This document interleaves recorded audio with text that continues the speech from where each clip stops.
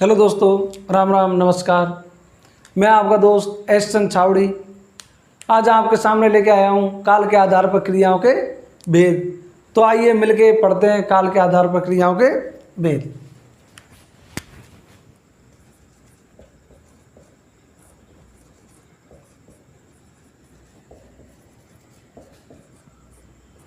काल के आधार पर क्रिया के भेद।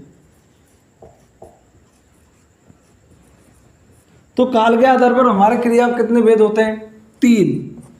काल के आधार पर कितने होते हैं? 3। नंबर 1 भूतकालिक,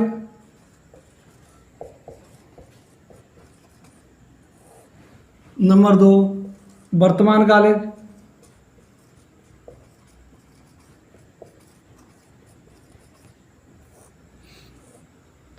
और नंबर 3 भविष्यत कालिक।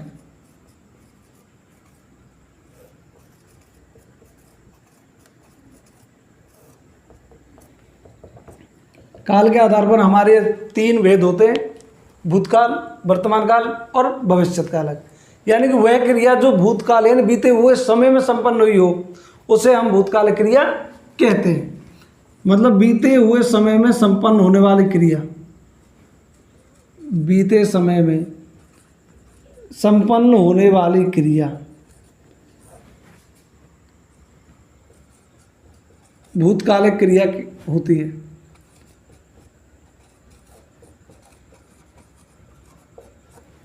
वर्तमान कालिक मतलब जो क्रिया वर्तमान समय में हो रही हो, वर्तमान समय की क्रिया क्या कहते हैं हम? वर्तमान कालिक क्रिया।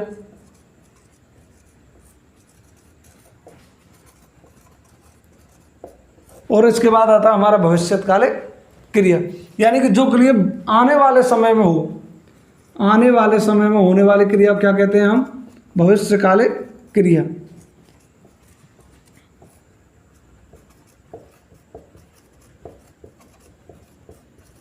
आने वाले समय में होने वाली क्रिया को हम भविष्यकालिक क्रिया कहते हैं।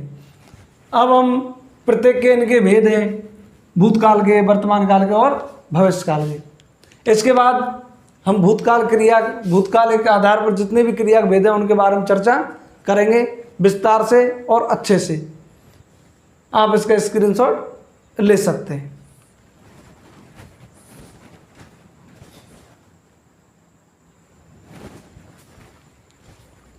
तो अब हम देखते हैं भूतकालिक क्रिया। भूतकालिक का मतलब भूतकाल में संपन्न होने वाली, भूतकाल में संपन्न होने वाली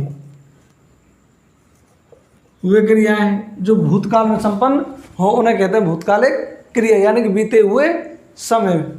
तो इसकी परिभाषा देखते हैं। वे क्रियाएं जिनके द्वारा भूतकाल में कार्य संपन्न होने का बोध हो उन्हें भूतकालिक क्रिया कहते हैं। यानी कि बीते हुए समय में अगर कोई कार्य हो गया तो वो क्रियाएं, सारी क्रियाएं किस में आएंगी? हमारी भूतकालिक क्रिया में।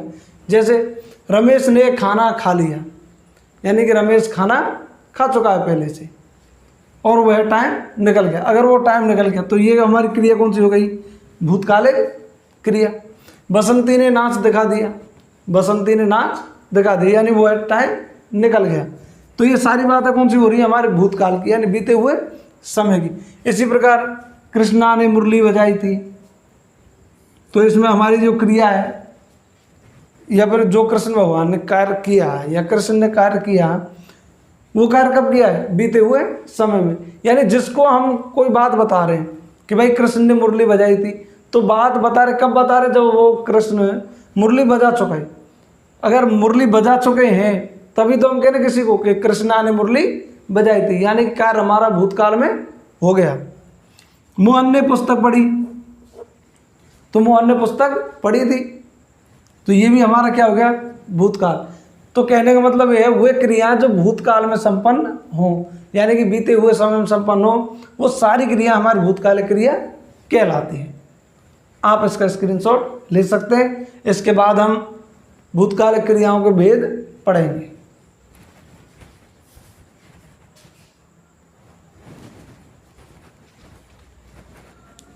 तो अब आता है भूतकालिक क्रिया के भेद।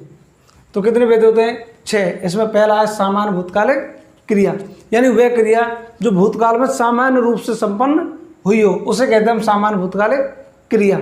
इसकी परिभाषा देखते हैं। क्रिया के जिस रूप से कार्य का बीते हुए समय में बोध होता हो, यानी कार्य कब हुआ है? बीते हुए समय में, लेकिन कार्य के पूर्ण होने के समय का निश्चित पता नहीं चलता। यानी क्रिया कब हुई है? भूतकाल में, लेकिन कार्य का कोई निश्चित पता नहीं होता कि कब हुई है कब नहीं हुई, उसे सामान्य भूतकालिक क्रिया कहते हैं। और मतलब वह क्रिया जिसके अंत में या, ई, ये या फिर आ, ई और ए आए, उन क्रियाओं को हम सामान्य भूतकालिक क्रिया कहते हैं। जैसे दीपक ने पुस्तक पढ़ी। अब इसमें जो दीपक ने पुस्तक पढ़ी, यह कार्य कब हुआ हमारा संपन्न? बीते हुए समय में, यानी वो पुस्तक पढ़ चुका है। तो पुस्तक पढ़ी, तो ये हमारी जो क्रिया होगी पढ़ी, ये कौन सी हो गई? सामान्य भूतकालिक क्रिया। इसी के आधार में रमेश ने चाय पी, इसमें क्या आ रहा है? ई, इसमें क्या आ रहा है? ई। तो इनके आधार पर हम भी देख सकते हैं, यानी कि यह क्रिया कौन सी हुई? हमारी भूतकालिक क्रिया। बसंती वीरू के लिए नाची। भाई बसंती शोले पिक्चर में वीरू के लिए नाची थी, सबको पता है। तो इसमें भी कौन सी क्रिया? हमारी भूतकालिक क्रिया, यानी कि बसंती ने नाचने का काम कर दिया। मोहन ने बंसी बजाई। मोहन ने क्या बजाई? बंसी। इसके बाद ये सांवली सूरत पे मोहन दिल दीवाना हो गया। वाह वाह, क्या बात है। तो इसमें ये हमारा दिल है, यानी कि दीवाना हो गया। तो ये भी हमारा कब की बात है? ये भी क्या हो गया? हमारा भूतकाल में, यानी बीते हुए समय में। जब किसी को या हमें श्री कृष्ण भगवान से प्यार हुआ, तो हमारा दिल दीवाना कब हुआ? बीते हुए समय में, यानी पहले ही हो चुका था। तो ये हो गया हमारा सामान्य भूतकालिक क्रिया। आप इसका स्क्रीनशॉट ले सकते हैं।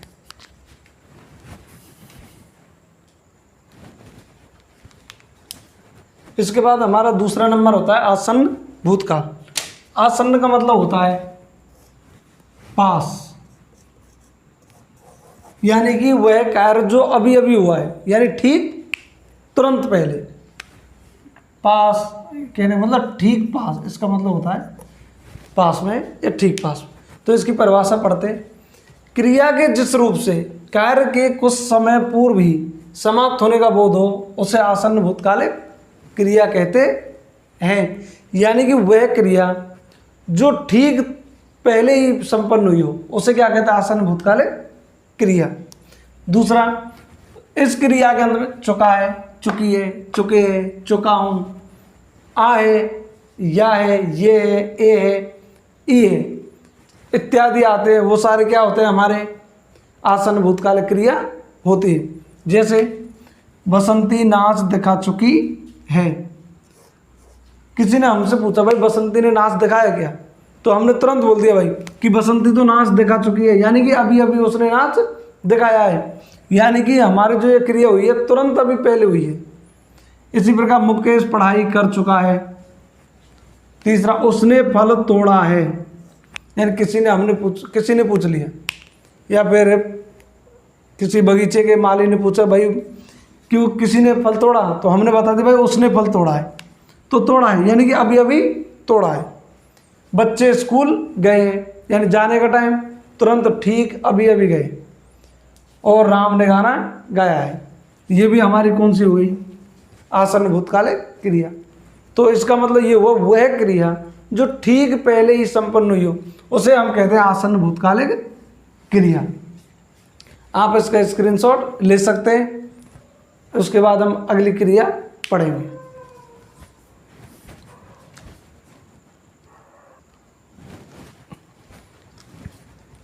इसके बाद हमारा तीसरा आता है पूर्ण भूतकालिक क्रिया। पूर्ण का मतलब होता है यानी वह कार्य जो पूरा हो गया। अब पूरा कब हो गया? बहुत समय पहले। मतलब कोई भी कार्य पूर्ण हो चुका है कब? बहुत समय पहले। जैसे क्रिया के जिस रूप से कार्य के बहुत समय पूर्व समाप्त होने का बोध हो उसे पूर्ण भूतकालिक क्रिया कहते हैं। यानी हमारा कोई भी कार्य अगर बहुत समय पूर्व संपन्न हो गया तो उसे क्या कहते हैं हम, पूर्ण भूतकालिक क्रिया। इन क्रियाओं के अंत में चुका था, चुकी थी, चुके थे, चुके थे, या, ये, आ, ए और ई इत्यादि आती हैं। तो वो सभी हमारी क्रिया कैसी होती हैं, पूर्ण भूतकालिक क्रिया होती है। जैसे बसंती नाच दिखा चुकी थी, यानी कि बसंती कब, बहुत समय पहले नाच दिखा चुकी थी, यानी कि उस कार्य को बहुत समय हो गया है। इसी प्रकार मुकेश पढ़ाई कर चुका था बहुत समय पहले। ऐसे ही आता है हमने उसने फल तोड़ा था। बच्चे स्कूल गए थे और राम ने गाना गाया था। कहने का मतलब कोई भी कार्य यदि बहुत समय पूर्व अगर संपन्न हो गया तो उसे कहते हैं हम पूर्ण भूतकालिक क्रिया।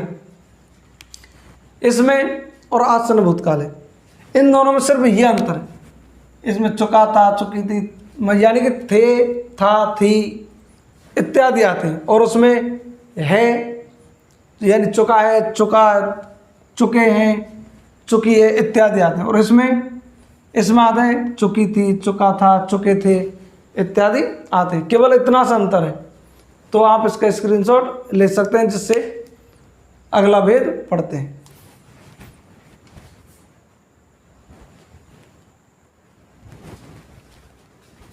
इसके बाद हमारा आता है संदिग्ध भूतकालिक क्रिया।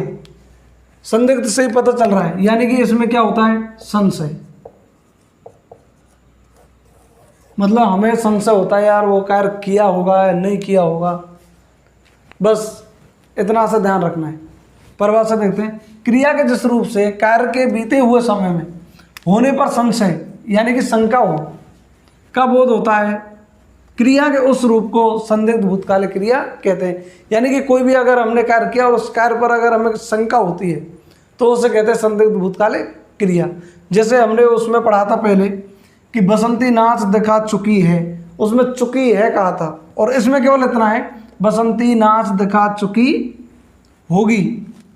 तो इसमें क्या होगा, बसंती नाच दिखा चुकी होगी, यानी कि अब हमें शंका हो रहा है कि बसंती नाच दिखा चुकी होगी या नहीं होगी, केवल संशय की भावना बनी रहती है। इसके बाद मुकेश पढ़ाई कर चुका होगा। अब मुकेश पढ़ाई कर चुका होगा या नहीं कर चुका होगा क्या पता, उसने फल तोड़ा होगा, यानी कि हमारे दिमाग में केवल ये बात एक शंका के आधार पर चलती है कि उसने फल तोड़ा होगा या नहीं तोड़ा होगा, तो उसे कहते हैं हम संदिग्ध भूतकालिक क्रिया। इसके बाद बच्चे स्कूल गए होंगे, राम ने गाना गाया होगा। किसी ने पूछा हमसे कि यार राम ने गाना गाया है या नहीं गाया, तो हम क्या कहेंगे, यार राम ने गाना गाया होगा, यानी कि निश्चित हमको पता नहीं है। तो इसमें इनका ध्यान रखना है, क्रिया के जो लास्ट में आते हैं चुका होगा, चुकी होगी, चुके होंगे, या, ये, आ, ई, ए के साथ होगा, होगी या होंगे आए। जैसे गाया, इस या के साथ क्या आया, या प्लस होगा। ऐसे ए के साथ ए प्लस होंगे, यानी कि बच्चे स्कूल गए होंगे, तो ये आ गया हमारा, तो ये क्या हो गया, ए होंगे, आ होगा, यानी कि अब संशय बनी रही है। तो इसे कहते हैं हम संदिग्ध भूतकालिक क्रिया। कम समय के कारण पहले लिखना पड़ता है और फिर समझाना पड़ता है। आप इसका स्क्रीनशॉट ले सकते हैं।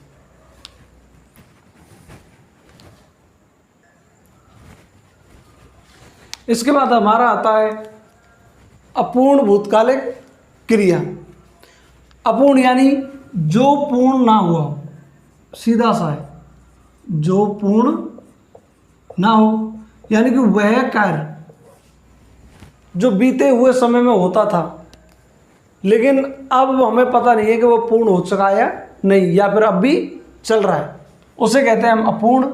यानी कि वह कार्य जो पूरा होने का हमें पता नहीं होता, उसे कहते हैं अपूर्ण भूतकालिक क्रिया।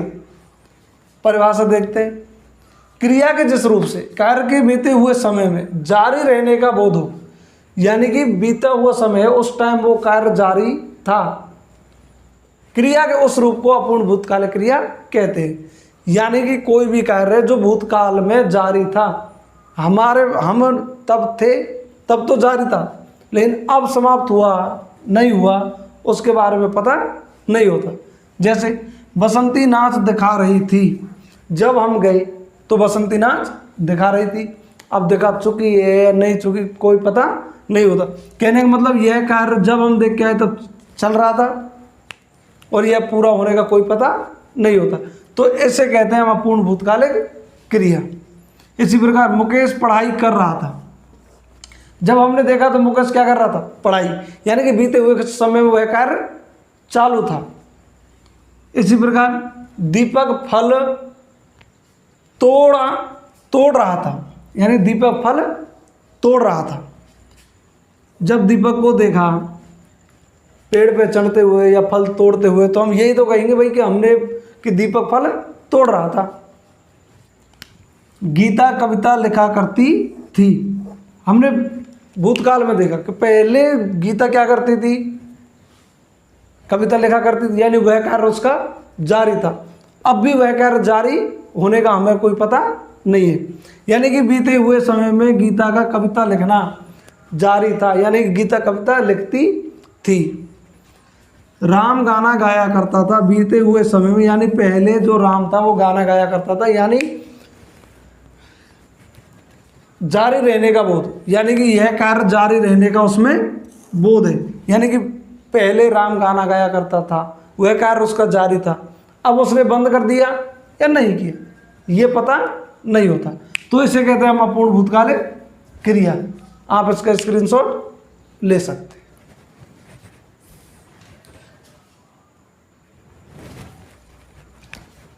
इसके बाद हमारी भूतकालिक क्रिया में यह हमारे अंतिम भेद आता है जिसको कहते हैं हेतु हेतुमत भूतकालिक क्रिया।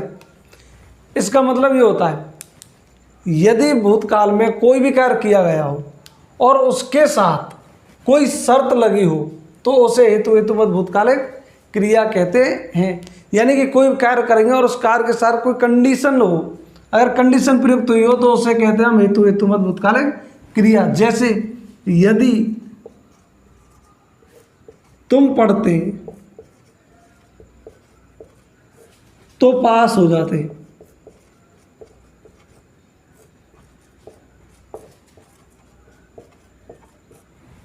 तो इसके बाद ये हमारे दो शब्द हैं। कहने का मतलब ये हमारे वाक्यों को जोड़ने का कार्य कर रहे हैं, यदि तो, और इसमें ये कंडीशन रखी गई है यदि तुम पढ़ते। भाई किसी ने कह दिया यदि तुम पढ़ते और हम कहते तो क्या होता, तो इसके साथ ये वाक्य जुड़ गया तो आप पास हो जाते, तो ये कंडीशन है। अगर पढ़ेंगे तो पास होंगे, अगर नहीं पढ़ोगे तो, किसी ने कहते नहीं पढ़ोगे तो फेल हो जाओगे, सीधा सा है। नंबर 2, यदि मैं वहां होता,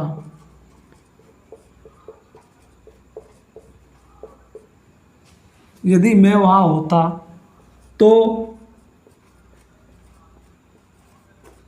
लड़ाई नहीं होती।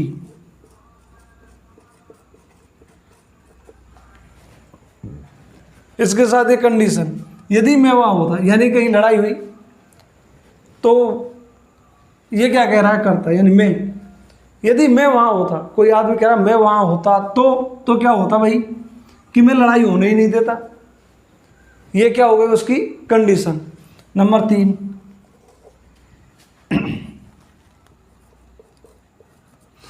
यदि बसंती नाचती, यदि बसंती नाचती तो वीरू बच जाता।